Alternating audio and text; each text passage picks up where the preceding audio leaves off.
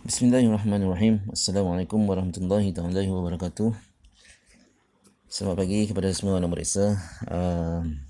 Seperti biasa JCS Jom Cerita Sains. So pada hari ini kita nak sambung tajuk apa Okey, masih lagi di bawah tajuk yang sama begitu unsur dan jirim. So pada hari ini insya-Allah kita akan bincangkan satu lagi perkataan yang baru iaitu ISOTOP iaitu isotop Pernah dengar perkataan isotop? Isotop Okey.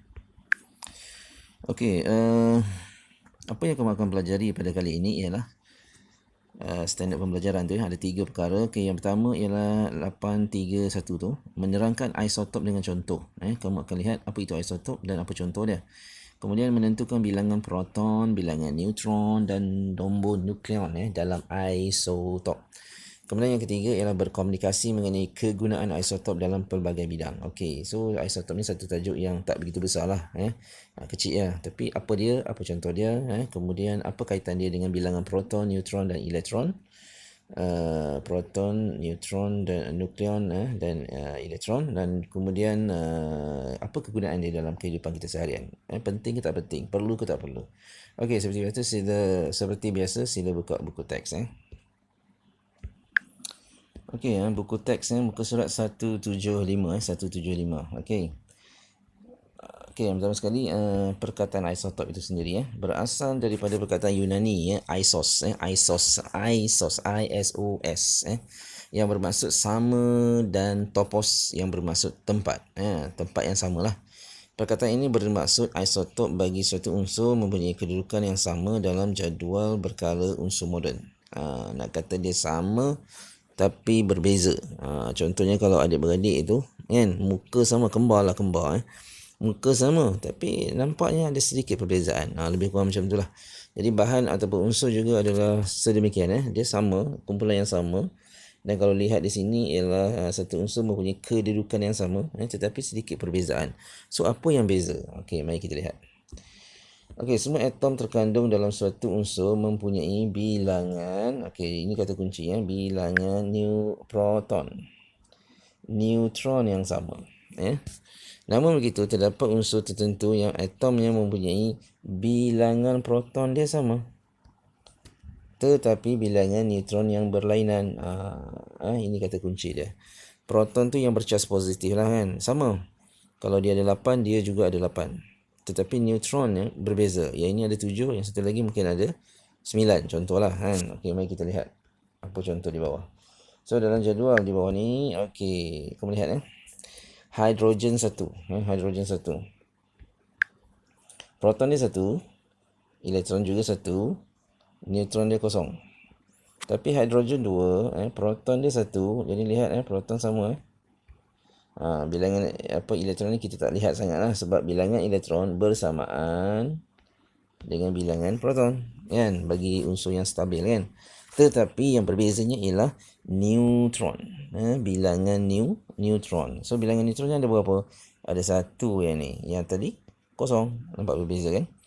Okey, hidrogen 3, bilangan neutronnya lagi berbeza. Ada 2 pula. Tapi bilangan protonnya tetap sama.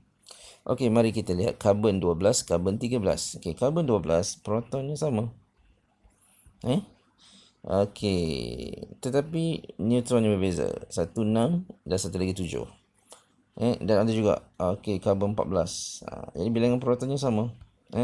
Tapi bilangan neutronnya berbeza. Yang ini ada 8. Kemudian oksigen 16, oksigen 18. Bilangan protonnya sama.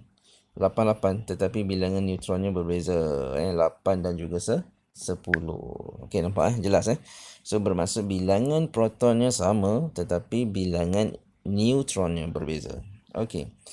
Jadi isotop biasanya ditulis nombor nukleonnya sahaja. Nombor nukleon tu ialah hasil tambah nombor proton dan juga nombor neutron. Itu ialah nukleon. Nombor nukleon ialah jumlah bilangan. Ada tulis kat sini pun. Jumlah nukleon bukan neutron, nukleon. Jumlah bilangan proton dan neutron. Maknanya positif proton tambah neutron N. di dalam nukleus atom, dalam nukleus ya. Okey, sebagai contoh isotop hidrogen yang mempunyai 1 proton, 2 neutron, ditulis hidrogen negatif 3. Okey, kemudian mari kita lihat apa contoh di bawah lagi. Yang ni. Okey, boleh tak kamu selesaikan? Okey, cikgu bagi satu contoh lah. Apa maksud nukleon tadi? Nukleon tadi nukleon ialah hasil tambah, ini sama jugalah hasil tambah proton dan neutron. Kan? Nukleon dan neutron. Okey. So kita kembali balik. Kamu nampak apabila nombor yang di belakang tu ditulis. Kan? Klorin 35 bermaksud nombor nukleon dia 35. Betul kan? Natrium 23 maksudnya nukleonnya 23 dan seterusnya. Okey, so kalau kita lihat klorin ni yang pertama ni. Kalau jumlah sini 35, maknanya hasil tambah kan. Jadi berapa bilangan proton tu berapa tambah 18 jadi 35. Jadi senang kata 35 tolak 18. Betul? 15 tolak 8? 15 tolak 8. 9 kan? Betul ya? 15 tolak 8. 7. Okey, kemudian 2 tolak 1? 1. Okey, jadi 17 nombor proton. 17 dan neutronnya 18. Okey. Okey. Cuba kita lihat natrium 23 pula. Natrium 23. Kan? Sini hasil tambah ialah 23. So, berapakah bilangan neutronnya? Okey, 1 tambah 2 dapat 3. Dan 1 tambah 1. Betul kan? Dan seterusnya. Okey, so tolong lengkapkan yang ini dalam buku nota ataupun buku latihan anda. Okey, kegunaan. So, apakah kegunaan isotop sebenarnya? Okey, kegunaannya kalau dilihat di sini, perkembangan teknologi menyebabkan penggunaan isotop semakin meluas. Tanpa kita sedari, isotop dalam bentuk radioisotop sebenarnya banyak digunakan di sekeliling kita. Radioisotop ialah isotop tidak stabil yang memancar sinar radioaktif. Walaupun radioaktif mengeluarkan sinaran berbahaya, namun radioisotop mempunyai kegunaan yang penting jika dikenali dengan betul. Radioisotop digunakan dalam bidang perubatan, pertanian, perindustrian, pencernaan tenaga dan penyelidikan. Imbas kembali kegunaan sinaran radioaktif yang telah anda pelajari tingkatan 3 dulu kan. Jadi kalau kita lihat banyak Okey, yang pertamanya perubatan dalam perubatan kita guna. Okey. Guna apa lagi? Teknologi makanan bagaimana sinar gamma daripada karbon juga digunakan untuk membasmi mikroorganisma pada sayur-sayuran. Kan? Okey, kemudian apa lagi? Dalam pertanian, fosforus 32 disuntik dalam akar tumbuhan untuk mengkaji kadar penyerapan baja fosforus dalam tumbuhan. Okey, dan banyak lagi lah. Okey. Okey, jadi nampaknya itu saja berkenaan dengan isotop, kegunaan dia. Okey, dan apakah contohnya dan apakah istilah dia ataupun maksud dia. Okey, seperti biasa sila bukakan buku amali. Okey, buku amali muka surat 118 isotop. Okey. Okey, tadi pun kamu dah tahu iaitu isotop tu yang berbezanya ialah nombor neutron nombor neutron. Okey, protonnya bagaimana? Protonnya sama sahaja kan. So kalau lihat di sini Okey.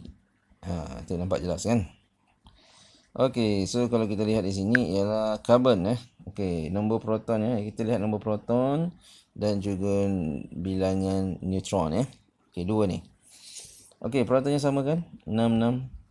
Yang ni klorin 17. Sodium ataupun sodium 11. Sama kan proton? Tapi kita lihat neutronnya. Okey, neutron bagi karbon 14 ni dia 8. Yang satu tadi 6. Okey, kemudian bagi klorin pula 118, 120. Dan bagi sodium pula 112, 113. Kan? Betul kan? Okey, so kalau kita lihat di sini Nombor nukleon L perasan tak yang ditulis di bahagian belakang tu, nombor tu ialah yang tulis semula, betul kan? 12 nombor nukleonnya ialah 12. 14 nombor nukleonnya ialah 14. 35 nombor nukleonnya 35. 37 nombor nukleonnya 37. 23 nombor nukleonnya 23. 24 nombor nukleonnya 24. Itu nombor nukleon So nombor nukleon apa tadi? Iaitu hasil tambah proton, nombor proton dengan nombor neutron, hasil tambah So kita akan dapat nombor nukleon. Begitu. Boleh ya? Jelas Okey. Seterusnya. Okey, lengkapkan Nombor proton ialah bilangan proton. Nombor nukleon ialah jumlah bilangan proton dan neutron. Okey. Isotop adalah atom sesuatu unsur mempunyai bilangan proton yang sama, tetapi bilangan neutron yang berbeza.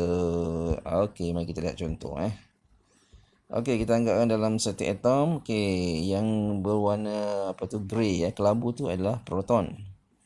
So kalau kau lihat sini, proton ada berapa? 1, 2, 3. So proton ada 3.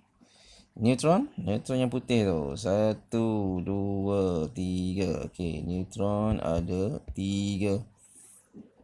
Okey so itu kata kunci. Okey, mari kita lihat contoh di bawah. Tandakan right pada isotop atom X. Okey, so apa hint yang pertama yang kamu kena cari?